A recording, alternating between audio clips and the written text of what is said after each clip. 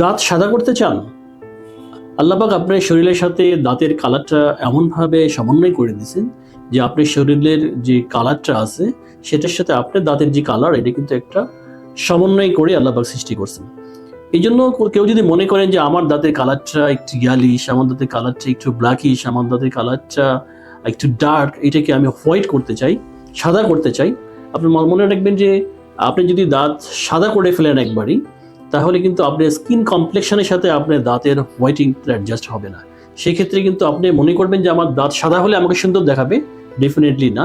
আপনি দাঁতের ন্যাচারাল যে কালারটা আছে সেটাকে আপনাকে মেনটেন করতে হবে। হ্যাঁ, যদি আপনার দাঁতের কালারের উপরে কোনো রকমের স্টেইন পড়ে যায়, কোনো দাগ পড়ে যায়, আলগা কোনো রকমের আবরণ পড়ে যায়, সেগুলো আপনাকে ক্লিন করে দ্যাট মিনস দাঁতের ন্যাচারাল কালারটাকে আপনাকে এক্সপোজ রাখতে হবে, মেনটেন করতে হবে। আপনি দাঁতের ন্যাচারাল কালারটাকে কখনোই চেঞ্জ করে হোয়াইটিং করতে যাবেন না। সেক্ষেত্রে কিন্তু ডেফিনেটলি আপনার দাঁত যদি খুব ধপধপে সাদা হয়ে যায়, তাহলে আপনি কিন্তু স্কিন কমপ্লেকশনের সাথে ম্যাচ করবে না, সেটা কিন্তু কখনোই ভালো দেখা যাবে না। যদি এক্সট্রা কোনো আবরণ পড়ে, দাগ পড়ে, সেক্ষেত্রে সেটাকে আপনি ক্লিন করে নেবেন। তার মানে আমরা বলি দাঁতটাকে ক্লিন আউট করা, ওয়াশ আউট করা to maintain your natural colour. তাহলে কিন্তু আপনার সৌন্দর্য বা অ্যাস্থেটিকটা বেশি বৃদ্ধি পাবে। হ্যাঁ, তবে হোয়াইটেনিং করলে কি সমস্যা বা কি হয়, আপনার ইচ্ছা আমি হোয়াইটেনিংটা করতে চাই, হ্যাঁ আপনি হোয়াইটেনিংটা করতে পারেন। তবে মনে রাখবেন যে আপনার স্কিনে যখন দুই ধরনের আমরা হোয়াইটেনিং করতে পারি। একটা হলো একটা প্রলেপ দিয়ে হোয়াইটেনিং, যেমন মেয়েরা মেকআপ করে থাকে, স্কিনের উপর একটা প্রলেপ দিয়ে তাদের মানে ফেসের সৌন্দর্যতা বৃদ্ধি করে। সেক্ষেত্রে দাঁতের উপরে একটা প্রলেপ ইউজ করে কালারটা ন্যাচারাল কালার একটা করতে পারেন, ভেরি টেম্পোরারি।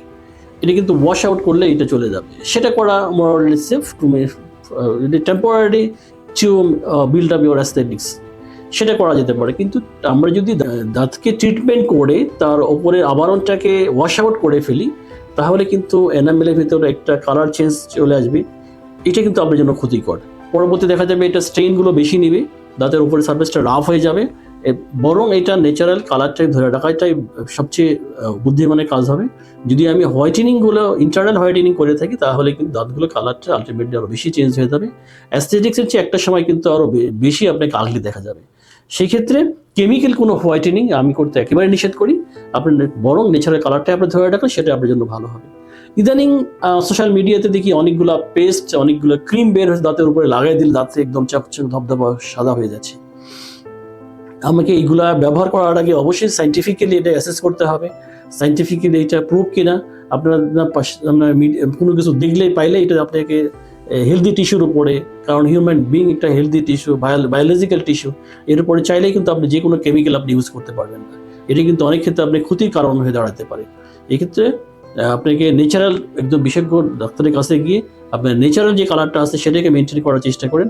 আননেসেসারি কোনো রকমের chemical agents, chemical paste, chemical solution দিয়ে দাঁতকে হোয়াইটেনিং করার চেষ্টা করবেন না, তাহলে কিন্তু আপনার অ্যাস্থেটিক্স বাড়ার চেয়ে কিন্তু আপনার সৌন্দর্য ক্ষতি হওয়ার সম্ভাবনাটা বেশি থাকবে।